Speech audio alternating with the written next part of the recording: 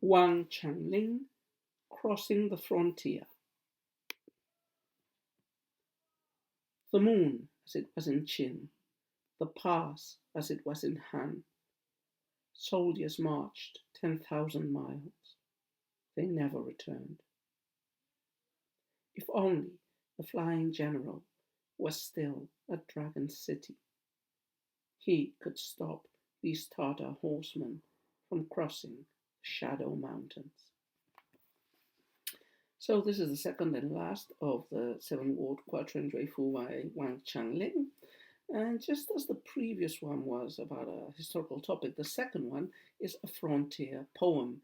And arguably, at least from what I've checked in a biography and translation of poems of Wang Changling by Joseph J. Lee, this is supposedly the most famous frontier quatrain of the Tang dynasty, especially in the appreciation and the critical appreciation of Ming and Qing critics, which probably goes to explain why it's present in this anthology. In fact, the other two frontier quatrains, heptasyllabic frontier quatrains that are also praised, are also in the anthology.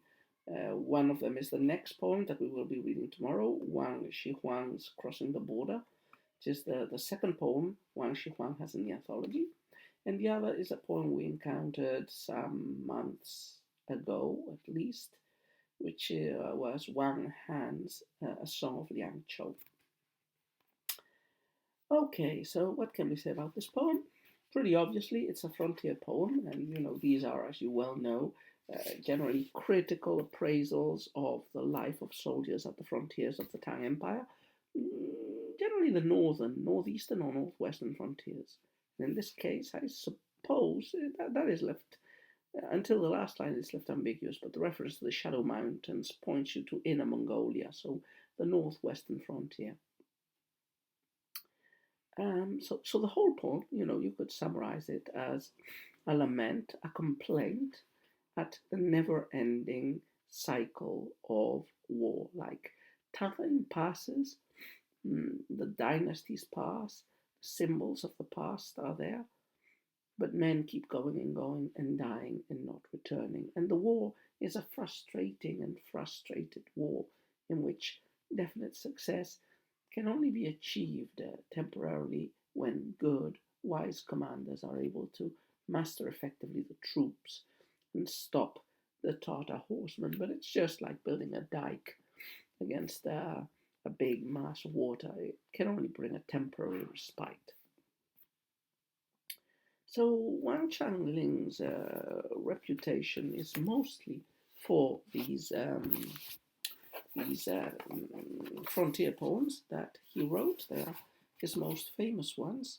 And what can we say about those poems? As I said, the critics of the Ming and Qing had a high opinion of this poem, and there are different ways of interpreting this poem depending on how you interpret many of its symbols. But anyway, whatever interpretation you choose, critical appraisal is very high, especially because of the tremendous power of the images and, for example, of the first line.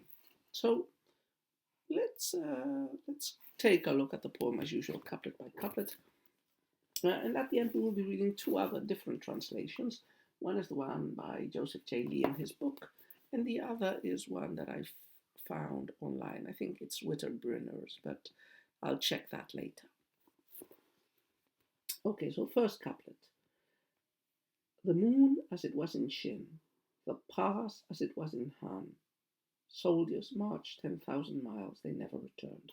So the first line connects us with images that, from Wang Changling's perspective, were really ancient images of past and warfare. That is, the moon as it was in Qin, that is the same moon as the Qin dynasty moon, and the pass as it was in Han. So the Qin and the Han were dynasties that were more than 1,000 years old at the time of Wang Changling. Yeah, well, the founding. Yeah, definitely the Qin in the beginning of the Han were almost 1,000 years. into the past in Wang Changling's time. And yet, in spite of that enormous amount of time that has passed, the moon that can be seen now in the frontiers is the same moon as the moon in Chin. The pass which is being crossed by the troops is the same pass that used to be crossed by the troops in the Han. So the idea is a pretty bleak one. It's the idea that dynasties come and go, but warfare in the frontier ever, always goes on, with the same moon illuminating the same scenes, with the same passes being crossed by the same, not by the same people, because humans die and we are brief, but by the same sort of people, conscripted soldiers or professional ones going to the frontiers. In fact, the second line is the one that puts the negative emphasis on the people that are probably walking under the moon and going through the pass.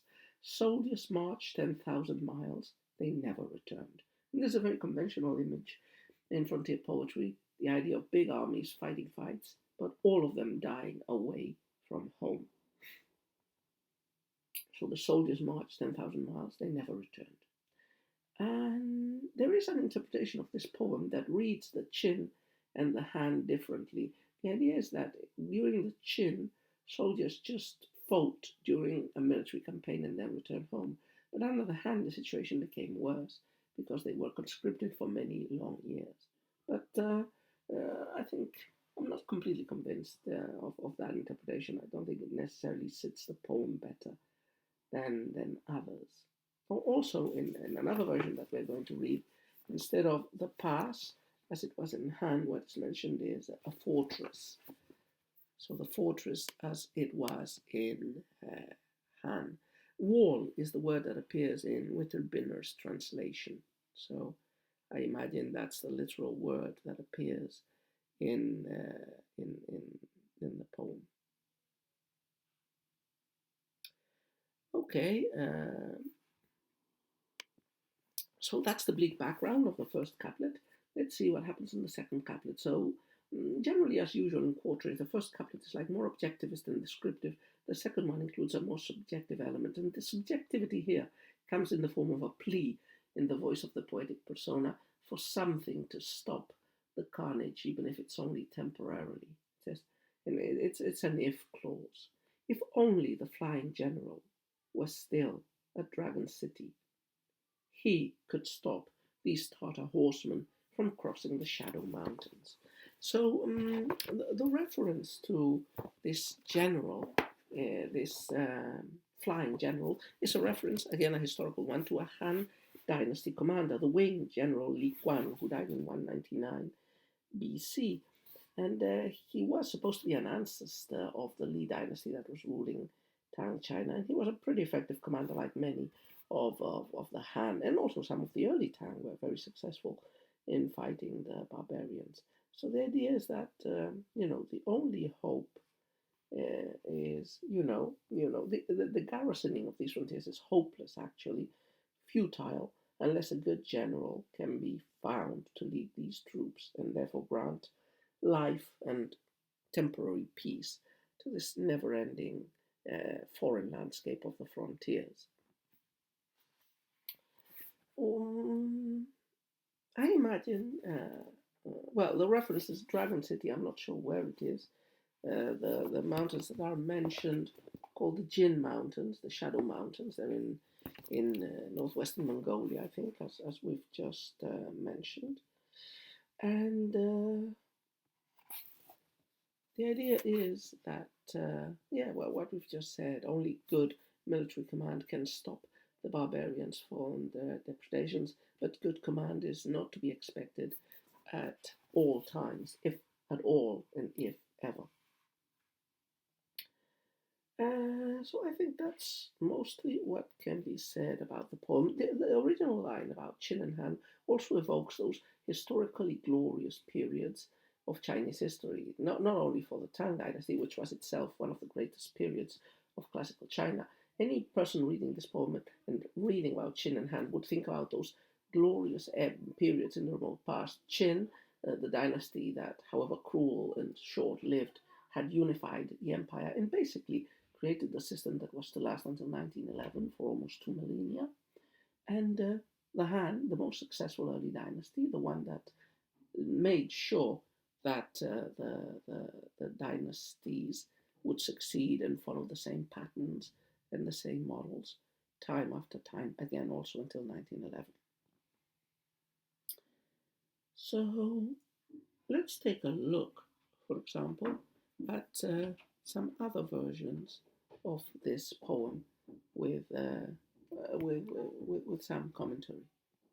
So, for example, this is Wang Changling's version, and it's called Beyond the Frontier. A Chin times moon and a Han times fortress, fighting 10,000 li away, the men have yet to go home. If only the Dragon City's winged general were here, no Tartar horses would be allowed past the Jin mountains. So pretty similar to the previous version, just changing probably the mountain pass for a fortress. This is a Binner's version. The moon goes back to the time of Qin, the wall to the time of Han, and the road our troops are travelling goes back 300 miles. Oh, for the winged general at the Dragon City, that never a Tartar horseman might cross the Jin mountains. So also pretty similar. Here perhaps in the first couplet you have this contrast between the moon from the past, that is time distance, and in the second line, the roads the troops are traveling, that is physical, geographical, spatial distance. Anyway, just to conclude, almost all frontier poems, especially when they are also historical poems, as this poem is in a way, act also as an indirect critique for the present. And we might imagine that Wang Changling was criticizing the excessive Tang dynasty expansionism in the frontiers. You could even say that his bleak poem could act as a prediction of sorts for the horrors of the An Lushan rebellion that were about to be unleashed, probably shortly before this poem was composed.